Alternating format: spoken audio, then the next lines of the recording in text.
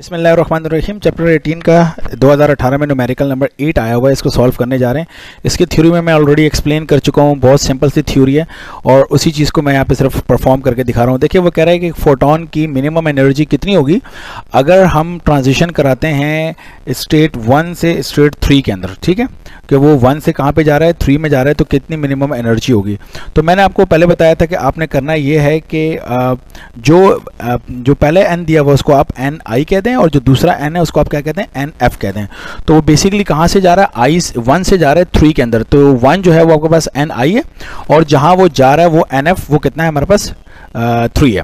तो हमने जो फार्मूला पढ़ा हुआ है बड़ा सिंपल सा फार्मूला है। वो हमारा फार्मूला था 1/λ जो कि हमने बोहर की डेरिवेशन में ड्राइव भी किया हुआ है और उसका फार्मूला था 1.0970 एक्सपोनेंट 7 और 1/nf square minus 1/ni square, ये फार्मूला था। अच्छा बाय द वे मैं इसका रीज़न आपको बता दूं, जो मैंने तो फार्मूले में वैल्यू पुट कर दिया है। जो फार्मूला है बेसिकली वो 1/λ is equal to R H into 1/nf square minus 1/ni square, ये फार्मूला है। तो ये जो ये आर एच है जिसको बाज़ औकात वो एग्जाम में आर इन्फिनिटी भी लिख देता है, ये गिवन वैल्यू होती है। ये यहाँ पर आपको गिवन है वैल्यू, ठीक है। तो इसमें कोई परेशानी वाली बात नहीं है, ये आपको एग्जाम में दी होगी। तो आपने वैल्यू यहाँ पुट की और बस अब आपको क्या चाहिए, एन आई और एन एफ चाहिए जो कि ऑलरेडी आपके पास हैं। तो आप इनकी वैल्यूज़ को यहाँ पुट कीजिए और हम इसको सॉल्व कर लेंगे।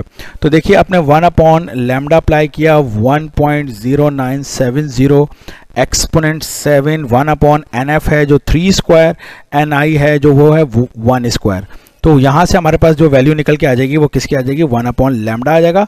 और 1/λ बहुत सिंपल है कैलकुलेट, मेरे पास आ रहा है 975 और 4 टाइम्स 1 है 0.111 है। ठीक है, ये मेरे पास आंसर आ रहा है। अच्छा ये आंसर मेरे पास नेगेटिव है, लेकिन एज वी नो कि जी वेव लेंथ नेगेटिव नहीं होती, तो मैं इसको माइनस को यहाँ से हटा दूंगा। ठीक है, ये बात याद रखिएगा। अच्छा अब चूंकि मेरे पास 1/λ आ चुका है और मुझे उसने क्या मालूम करने को बोला हुआ है, उसने मुझे मालूम करने को बोला एनर्जी। तो मैं नेक्स्ट स्टेप में देखिए क्या करने जा रहा हूँ। मैंने थ्योरी में मैंने ऑलरेडी एक्सप्लेन की हुई है तमाम चीज़ें, आप प्लीज़ वीडियो को देखिएगा। एनर्जी जो है उसका जो फॉर्मूला होता है वो होता है एच न्यू, और एच न्यू किसके बराबर होता है, C/λ। तो एच सी मल्टीप्लाई बाय 1/λ। अब एच भी एग्जाम में आपको डेटा में गिवन होता है। एच की वैल्यू होती है 6.634 एक्सपोनेंट माइनस 34 और सी जो है वो होता है 3 एक्सपोनेंट 8 मल्टीप्लाई बाय 1/λ मैं ऑलरेडी निकाल चुका हूं।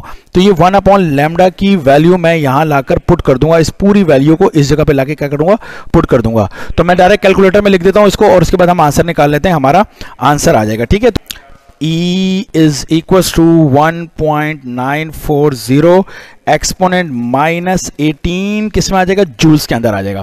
अब अगर तुम्हें ये आंसर इलेक्ट्रॉन वोल्ट के अंदर रिक्वायर्ड है तो इलेक्ट्रॉन वोल्ट में जाने के लिए आपको सिर्फ क्या करना है, आपको करना ये होगा कि आप इसको किससे डिवाइड कर दीजिए, 1.940 एक्सपोनेंट माइनस 18 को डिवाइड कर दीजिए 1.6 एक्सपोनेंट माइनस 19 से, तो ये इलेक्ट्रॉन वोल्ट में चला जाएगा।